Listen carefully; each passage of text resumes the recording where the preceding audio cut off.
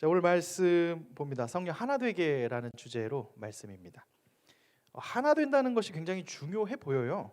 특히 조직, 국가, 가족, 모임들에서 하나 된다, 마음을 하나로 모은다, 굉장히 중요합니다. 지금 전쟁이 일어나고 있어요. 서구에서 우크라이나와 러시아 전쟁이 벌써 거의 한참 기간 됐어요.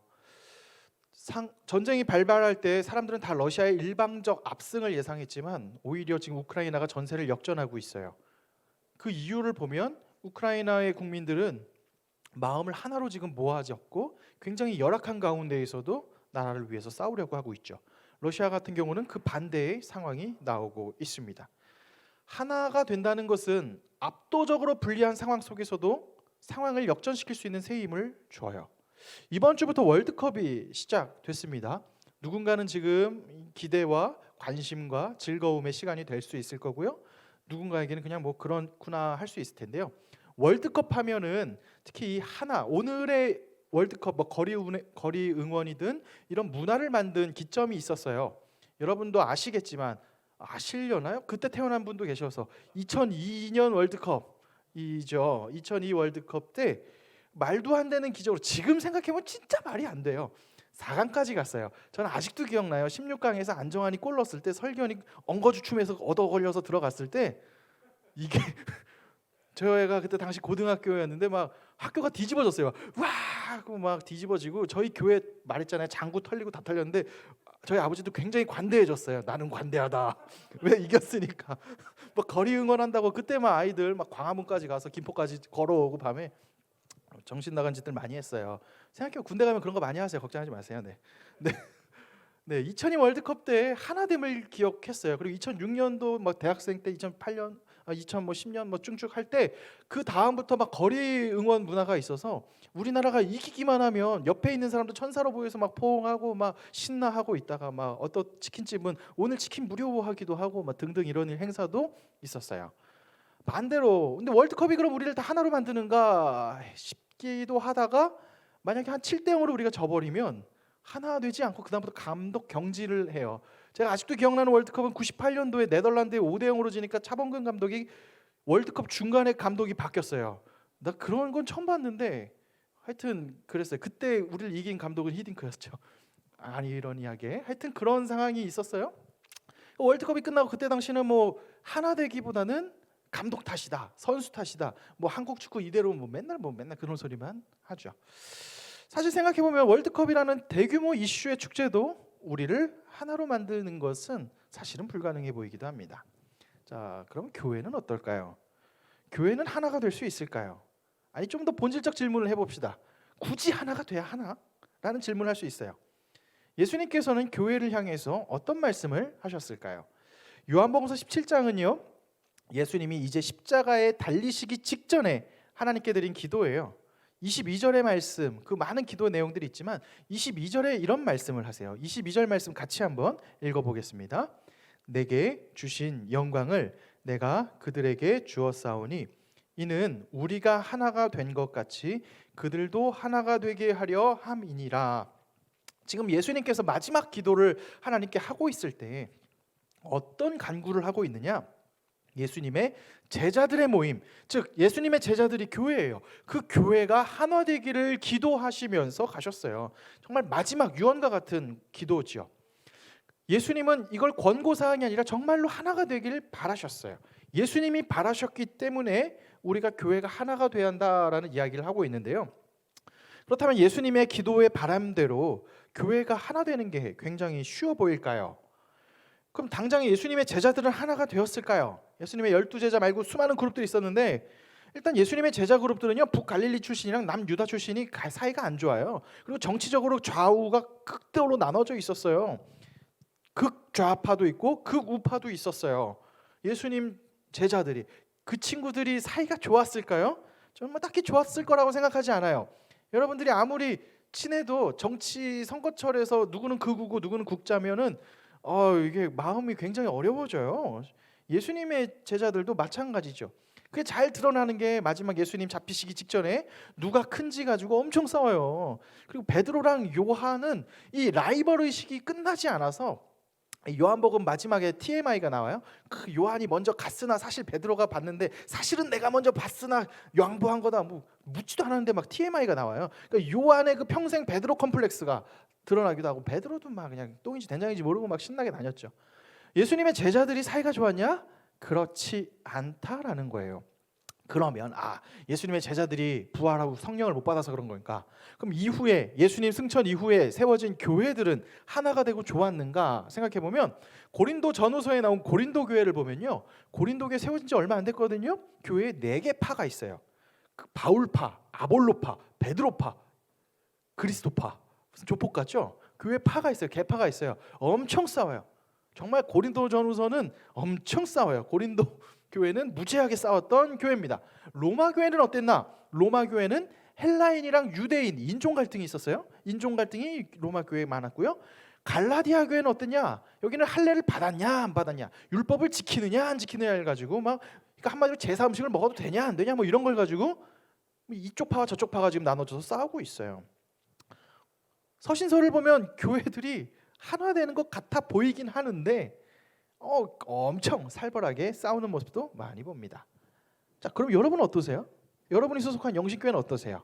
여기 새벽기시 공동체는 어떠시고 영신교회는 어떠세요? 영신교회 우리 장로님들이 자랑스럽게 이야기하는 게 우리 교회는 분열되지 않았어요 라는 이야기를 해요. 자랑할 만한 거예요. 근데 여러분 어떠세요? 우리 교회 하나 되는 것 같습니까? 뭐 굳이 얘기하지 않겠죠. 제가 2년 전 여기 왔던 기억이 나요. 야, 얘는 왜 이래? 제 첫 이미지, 여러분 지금 대부분 새로운 사람이 많아서 몰랐겠지만, 그때 첫 이미지는 와, 교회가 이렇게, 제가 이야기 듣기로는 굉장히 재밌고 활기찬 공동체라고 듣고 왔는데 그렇지 아니하나, 되게 아픈 모습들을 많이 보고 계속 인계받는 이야기는 늘 슬픈 이야기예요. 여기 교회에 국룰이 있다. 34살이 지나면 교회를 떠난다. 결혼해 가든 이사해 가든 뭐 그런 룰, 또 뭐 이 교회가 뭐 과거에 어떻고 그래서 이만큼이 나갔다. 뭐 여기 이렇게 아픔이 많더라고요. 뭐 지금 제가 희화화하는 건 아니에요. 우리 교회도 뭐 크게 다르지 않다는 얘기죠. 하나 되는 게 어려워요. 근데 하나 되는 게 왜 어려운 줄 아세요? 사실 교회만큼 이상하고 특별한 공동체는 없어요. 세상에서도 유유상종이라고 합니다. 비슷한 사람끼리 만나요. 여러분도 지금 우리 예은자매, 고은자매 이렇게 딱 달라서 붙어 있잖아요. 안 친하게. 둘이 같은 학교 선후배라는 연결고리가 하나 딱 있잖아요. 얼마나 예뻐, 마냥 예쁘죠. 밥 많이 사주죠. 네, 그래도 뜨끔하고 있어요, 그죠? 밥 많이 사주세요. 네, 최소한 세상에서는 비슷한 관심사가 있거나, 최소한 뭐 대화의 상대가 되거나. 뭐 나는 막 문학을 이야기하고 오페라를 이야기하는데 상대방은 맨날 막 트로트 이야기를 하면 그 못 만나요. 친구 관계하기도 굉장히 마음이 어려워요. 등등등등. 세상은 비슷한 사람끼리 유유상종 만나요. 그래 편하고 밥도 많이 먹고. 근데 교회는 어때요? 보면 여러분들 뭐 자세히 안 봐서 그렇겠지만 굉장히 다양한 사람들이 있어요. 청년부뿐만 아니라 교회는 사회적 위치도 다양하고요, 교육의 수준도 다양하고요, 문화적 관심사도 다양하고요. 진짜 다양해요. 심지어 초등학생도 지네들끼리 만나요. 편한 사람들끼리, 비슷한 유형끼리 만나서 친구가 되는데, 교회는 진짜 나랑 삶의 결이 다른데 하나래요. 굉장히 이상하지. 뭘 하나야? 내가 언제 봤다고 하나야? 라고 이야기할 수 있어요. 그럼 다시 질문해 볼 수 있어요. 교회 이상한 거 아닙니까? 굳이 밖에서도 하나, 친한 사람끼리 만나지 굳이 하나 돼야 됩니까? 라고 질문해 볼 수 있어요. 성경은 아까 예수님의 기도가 있었지만 또 이후의 성경은 어떻게 이야기하는가? 성경에서 교회를 보고 하나 되라고 이야기하는 것은요, 권유가 아니에요. 명령과 말씀으로 선포하세요. 고린도전서 12장 13절은 이런 말씀을 합니다. 우리 같이 한번 읽어보겠습니다. 우리가 유대인이나 헬라인이나 종이나 자유인이나 다 한 성령으로 세례를 받아 한 몸이 되었고 또 다 한 성령을 마시게 하셨느니라. 하나가 되었음을 강조해요. 에베소서 4장 3절은 좀 더 구체적으로 이야기합니다. 같이 읽어보겠습니다. 평안에 매는 줄로 성령이 하나 되게 하신 것을 힘써 지키라. 성령이 하나 되게 하신 교회를, 하나된 교회를 힘써 지키라라고 에베소서에서는 명령이에요. 했으면 좋겠어요가 아니에요. 하세요예요 라고 말합니다. 그렇다면 어떻게 해야 주님이 힘써 지키라는 교회를 하나 되게 할 수 있을까요? 사실 교회의 역사만 봐도 하나 되는 게 어려워요. 교회만큼 서로 안 친하고 서로 연합하기 힘든 데도 없어요. 일례로 우리랑 영복교회랑 어떤 연합사역하는 거 하나도 없잖아요. 남이잖아요. 같은 그리스도의 제자들 자녀들인데 교회들끼리 굉장히 하나 되는 거 진짜 어려워요. 교회 안은 오죽하겠어요? 더 장난 아니죠. 어떻게 하는가? 가능할까? 정답부터 이야기하면 가능해요. 어떨 때? 성령님을 의지할 때. 성령님께서 하세요. 그러면 성령님께서 오늘 이야기의 이제 핵심인데요. 성령님께서 어떻게 하시기에 하나 되게 하실까? 성령님께서는 어떻게 자신의 자녀들을 하나 되게끔 하실까? 오늘 그 성령님이 하시는 세 가지를 성령님께서 하나 되게 하시는 세 가지를 살펴보려 합니다. 첫 번째요. 성령님께서는요. 차별하지 않으세요. 첫 번째 여기 1 가로 쓰죠. 가로. 네, 리더들만 써요. 그죠? 이따 나누려고. 네, 나머진 관심 없죠. 차별. 로마서 10장 12절은 말합니다. 유대인이나 헬라인이나 차별이 없습니다. 뭐 뒤에 쭉 얘기하는데요. 유대인, 헬라인 차별이 없으신 하나님을 이야기합니다. 차별이라고 하면 여러분도 뭐 차별에 대해서 뭐 별 생각을 안 해보셨을 수도 있어요. 흔히 내가 사회적 규범의 평균 안에 들어간다면 차별을 생각해 볼 필요가 없어요. 근데 그 평균이라는 범주 밖에 내가 어느 섹트에서 소속되어 있다면 차별에 대해서 굉장히 아픈 경험들을 가질 수 있을 거예요. 경제적인 것에서 차별, 그 평균이라는 범주에서 넘어나면 아픔을 가져요.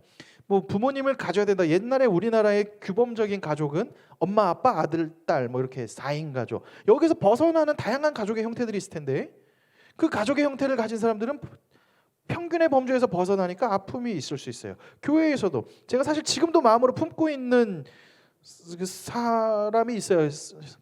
그분 때문에 나중에 담임 가면 그 지역을 갈 생각을 늘 하고 있는데 그분이 이혼을 했어요. 저랑 같은 날 결혼했는데 그 형이 이혼을 했어요. 이혼을 하고 나서 교회를 지금까지도 못 가요. 지금 여자친구랑 이제 곧 결혼을 앞두고 있긴 한데 그게 어려워요. 교회는 그 범주에서 벗어나는 어떤 형태들이 굉장히 차별받아요. 막 물어봐요. 막 물어보고 아닌 척하지만 물어본단 말이죠. 우리도 마찬가지죠. 뭐 사회적 경제적 부분에 금수저냐 흙수저냐 뭐 등등 학벌 뭐 등등 수많은 것들로 규정되어 줄 수 있는데 성령님께서 놀라운 이야기 하나는요. 성령님은 차별하지 않으신다는 거예요. 헬라인이나 유대인이나 예수 그리스도를 믿는 모든 자는 하나님의 자녀로 삼아 주셨어요. 갈라디아서 4장은 말해요. 너희가 아들임으로 하나님의 아들을 영예로 주셨다. 너희가 하나님의 아들이다. 너희가 하나님의 딸이다. 라고 이야기하는 거죠. 너는 아들이 될 만해. 왜 우리가 살다 보면 야 진짜 멋있는 사람들이 있어요. 야 저런 사람은 그리스도인이라고 칭할 만하지. 또 어떤 사람은 정말로 아닌 생각에 드는 사람도 있어요.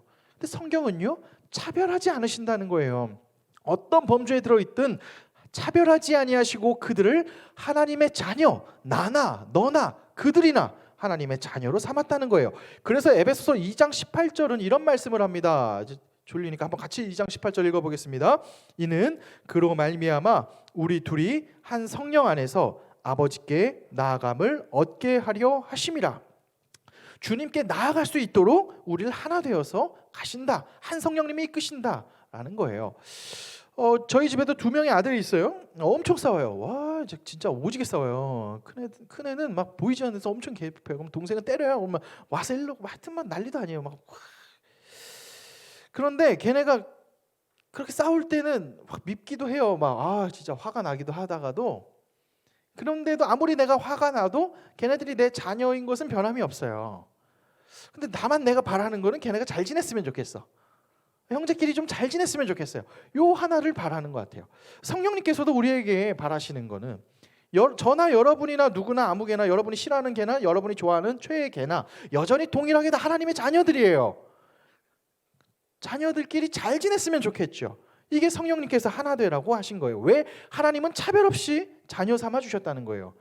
제 인생의 모토예요. 하나님은 나를 사랑해요. 근데 하나님은 너도 사랑해요.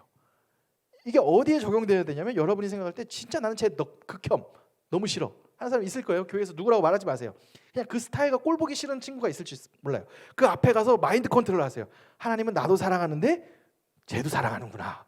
와우 우리 하나님 짱이네. 쟤를 어떻게 사랑하시지?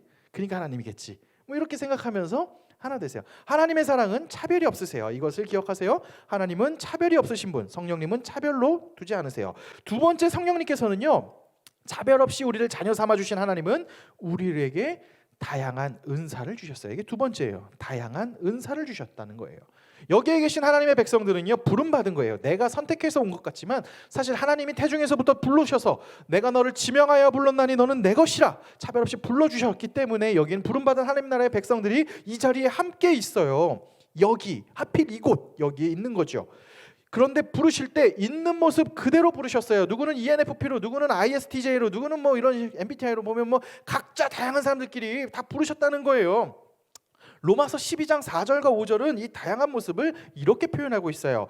한번 같이 읽어볼게요. 우리가 한 몸에 많은 지체를 가졌으나 모든 지체가 같은 기능을 가진 것이 아니니 이와 같이 우리 많은 사람이 그리스도 안에서 한 몸이 되어 서로 지체가 되었느니라.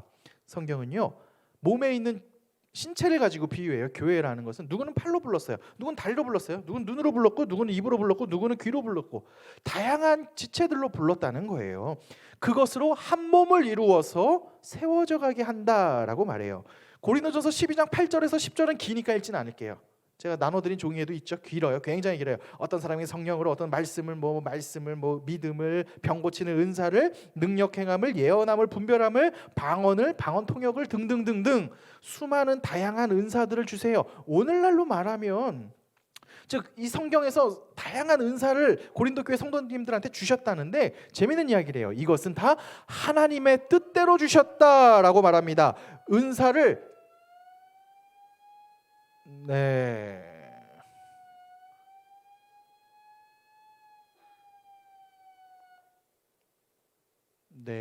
겨울이 되면 우리 교회에서 가끔 이런 오류가 납니다. 제가 처음이었으면 뭐 다 나가 할 텐데 작년에 많이 겪어봐서 괜찮아요. 저보고 약간 컴다운 하라고 하는 것 같아요. 자, 하나님의 뜻대로 하나님께서 다양한 은사를 주셨는데요. 그 다양한 은사를 주신 이유는요, 고린도전서 12장 7절에 분명하게 이야기하고 있어요. 12장 7절 한번 짧으니까 같이 한번 읽어볼게요. 각 사람에게 성령을 나타내 주시는 것은 공동 이익을 위한 것입니다. 자, 여러분, 교회에서 말하는 이 세 번역으로 했는데 공동이익, 유익하게 하다. 여기서 이익이 뭘까요? 손해 비즈니스일까요? 우리는 기업처럼 자본을 축적하는 곳은 아니잖아요.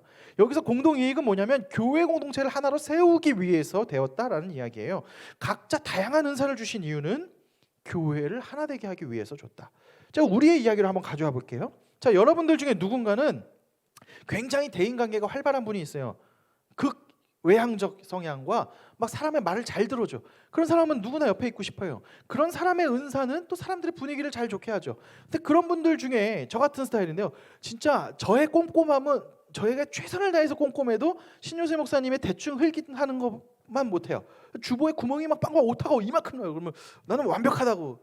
저랑 이현아 목사님 비슷하거든요. 와, 우리 진짜 완벽해. 박수 막 치고 있으면 목사님 요거 한 이렇게 3개 정도 오타가 있는 것 같아요. 보면 늘 오타가 있어요. 그러니까 우리의 최선은 그의 대충보다 못하죠. 사람마다 달라요. 다 달라요. 여러분들 중에서 누군가는 꼼꼼할 수도 있고, 누군가는 또 상상을 펼칠 수도 있고, 누군가는 분위기를 반전시킬 수 있다면 또 누군가는 일이 되게끔 하는 사람도 있겠죠. 누군가는 그 일에서 상처받는 사람을 보듬는 역할을 할 수도 있겠고, 누군가는 또 다시 사람을 세울 수 있고, 누군가는 뭐 다양한 은사가 있잖아요. 어떻게 하나님이 동일하게 부르지 않으셨잖아요. 그 다양한 모습들로 뭐 하느냐? 교회를 하나 되게 하세요. 그래서 베드로전서 4장 10절은 이런 말씀을 합니다. 이 말씀 같이 한번 읽어보겠습니다. 각각 은사를 받은 대로 하나님의 여러 가지 은혜를 맡은 선한 청지기 같이 서로 봉사하라. 서로 봉사하라는 거예요. 각각 은사를 받은 대로. 제가 오늘 있는데 어떤 한 청년이 저한테 와서 목사님 언제부터 그렇게 말을 잘하셨나요? 라 그래요. 그래서 내가 말 잘하니 고맙다라고 했는데, 저는 오히려 반대로 컴플렉스가 있었어요. 대학 다닐 때 글을 잘 쓰고 싶었어요. 저는 뭐 한겨레에서 하는 막 글쓰기 수업도 가보고요, 별짓 다 해봤어요. 선배한테 돈 주고 첨삭도 해보고 논술학원도 다녀보고. 그 선배 지금 편집장 하는 형이에요. 야, 너는 글은 아니야. 막 빨간 펜이 막 너가 나랑 더 하면 할 수 있는데 너와 나의 관계가 망가질 것 같아. 너는 그냥 말로 때워. 사람마다 다르잖아요. 그래서 저는 학점이 안 좋아요. 뭐 말로 써야 되는데 글로 쓰면 늘 이상하거든요. 각자 받은 은사대로 사는 거예요. 각자 받은 은사대로 살아가는 거죠. 저는 그래서 이 베드로전서 4장 10절의 말씀을 굉장히 좋아합니다. 또 이렇게 소리가 웅웅웅 울려도 잠 깨라는 거예요. 뭐 별거 아니에요. 지금 불난 거 아닙니다. 우리 교회가 뭐 과거에 불이 난 적은 있긴 했지만, 그러나 이것은 교회가 긍휼함이 필요해요. 아프죠. 막 소리도 봐요. 막 졸려, 힘들어, 막 이러고 있어요. 우리 교회 긍휼함이 필요합니다. 네, 교회를 좀 긍휼하게 봐주세요. 서로 봉사하라는 거예요. 봉사하라. 서로 세우라. 여러분이 기억하셔야 될 건 다양한 은사를 주신 이유 중에 한 가지 핵심은 서로 세우라라는 거예요. 그래서 세 번째가 나와요. 성령님께서 첫 번째 성령님께서 차별 없이 우리를 자녀로 부르시고 성령님께서 각자에게 은사들을 주셨다면 그 성령님께서 세 번째로는 우리로 하여금 서로의 영혼을 보살피도록 하셨어요. 서로 보살피도록 해주신 거예요. 서로 피차간에 보살피도록 해준 거예요.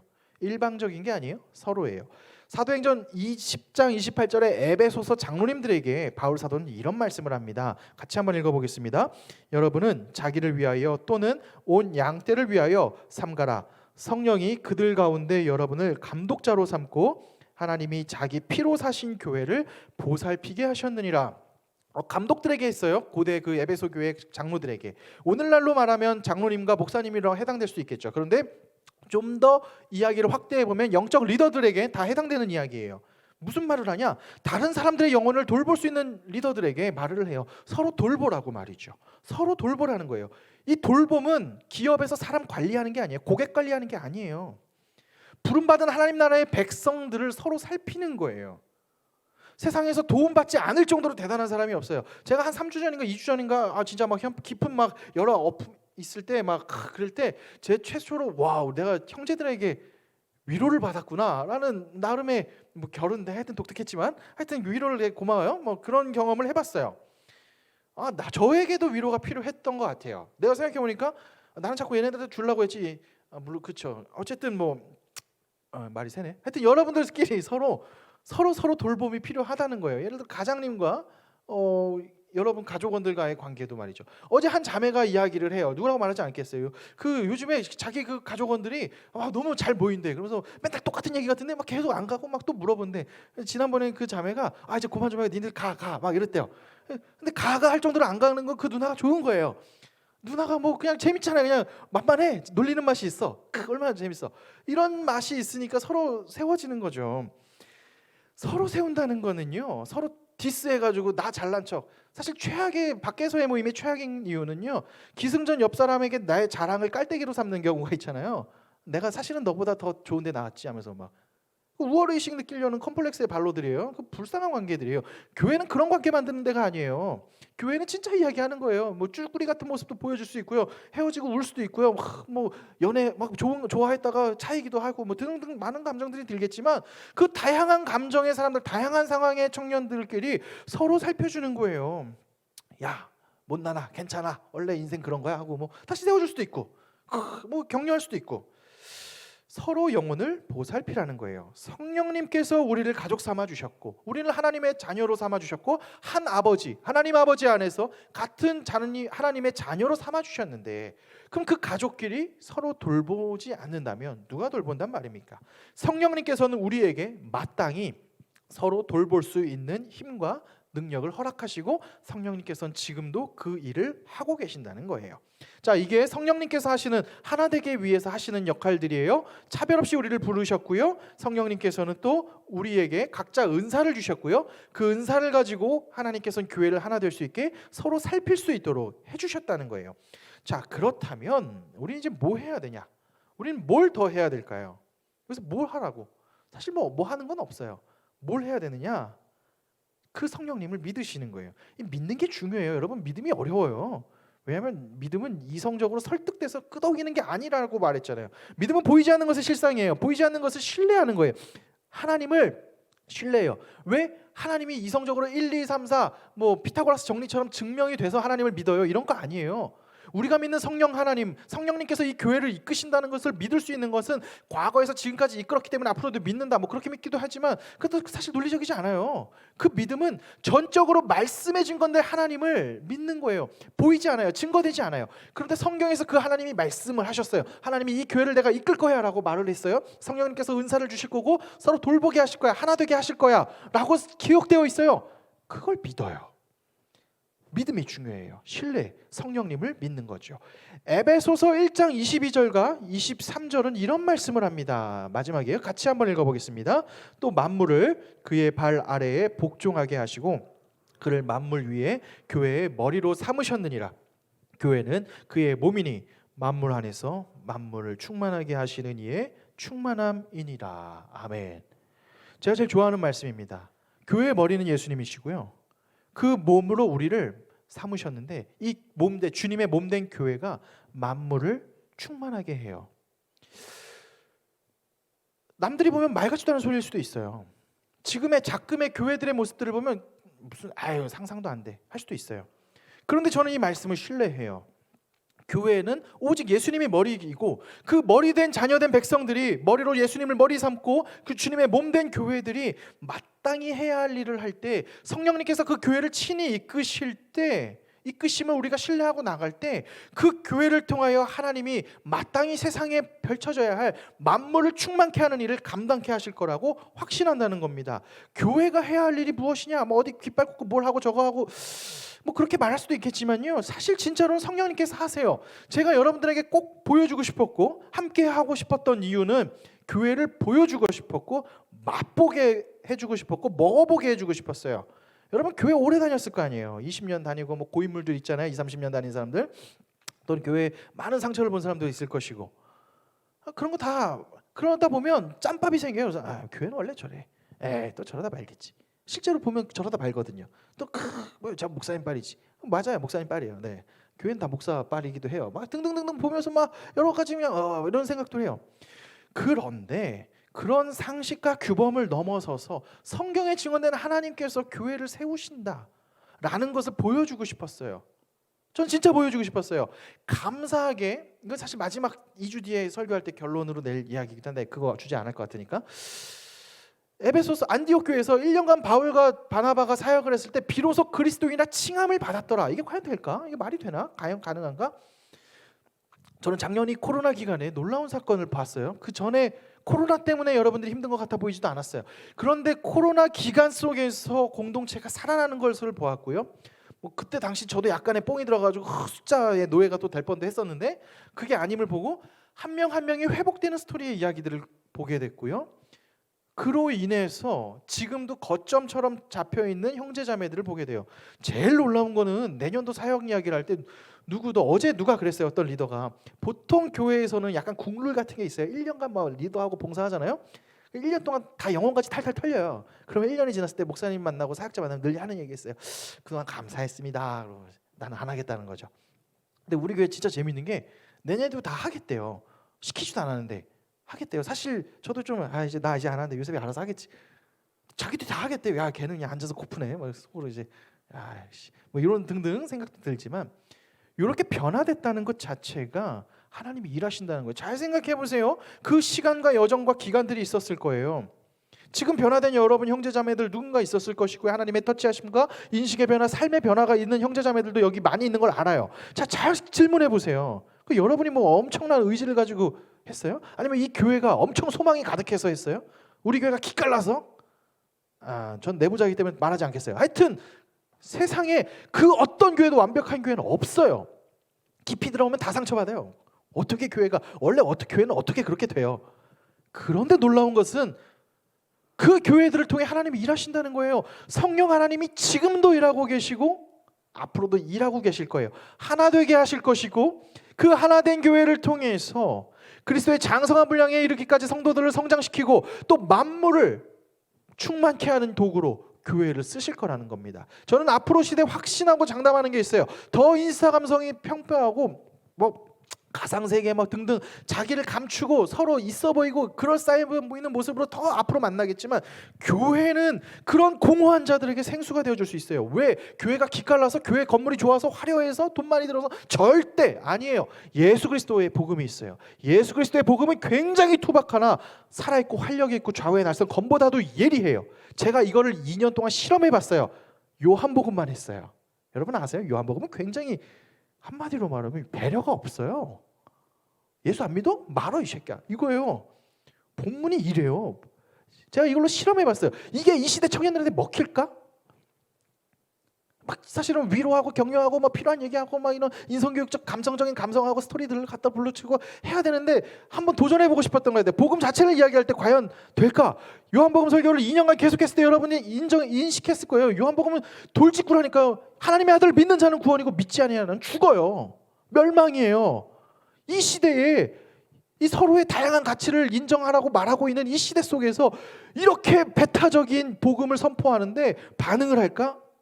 됩니다. 저는 확실히 봤고요. 앞으로 저의 사역은 복음을 증거하겠죠.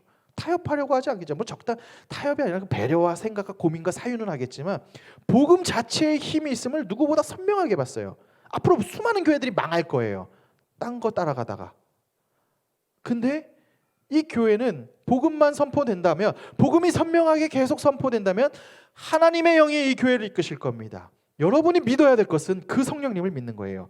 우리 오늘 성령의 이야기로 매듭 지을게요. 첫 시간 성령 이야기하면서 예수님께서 보혜사 성령을 너희에게 주실 것이다. 영원토록 있고요. 노력해서 하는 게 아니라 하나님의 선물로 주셨다고 첫 시간에 얘기했고요. 그 성령님이 하시는 많은 일들이 있었는데 둘째 시간 이야기예요. 성령님께서 하시는 많은 일들 중에 하나는 예수님을 알게 하고 그 예수님을 닮아가게 한다고 이야기를 했어요. 세 번째 때 그 성령님께서 뭘 하시느냐, 성령님이 어떻게 하시느냐 이야기를 하고서 오늘 성령님께서 하나 되게 하시는 이야기로 오늘 같이 또 넘어왔어요.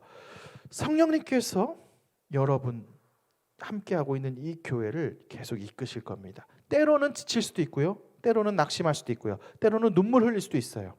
그럼에도 불구하고 우리 아름다운 이 교회, 주님이 불러주신 이 교회, 여러분들 특별히 여기서 귀 있는 자는 들으세요. 여러분들이 이 교회, 내가 이 교회의 중역이 되겠구나 하는 느낌적인 느낌이 있는 형제 자매들은 들으세요. 튈 생각하지 마세요. 아, 이 교회 떠가지고 저 좋은 교회 가야지. 세상에 더 좋은 교회가 있어요. 여러분이 가면 그 교회는 더 이상 더 좋은 교회는 안 돼요. 여기가 제일 좋은 교회예요. 여기서 하나님이 무엇을 맡기셨을까? 여기, 지금 여기, 그리고 20년 후 여러분에게 여기, 뭐 거기 다른 데일 수도 있겠지만 그 성령님과 동행하시고요. 우리를 놓지 아니하시는 성령님, 내주하시는 성령님, 우리로 하여금 그리스도의 장성한 분량에까지 이르게 해주시는 성령님과 함께 동행하면서, 지난주에 성령 충만했네, 까먹었어요, 미안해요. 성령 충만하면서 성령의 그 내주하심과 충만함으로 계속해서 서로 격려하고 가는 교회 되길 바랄게요.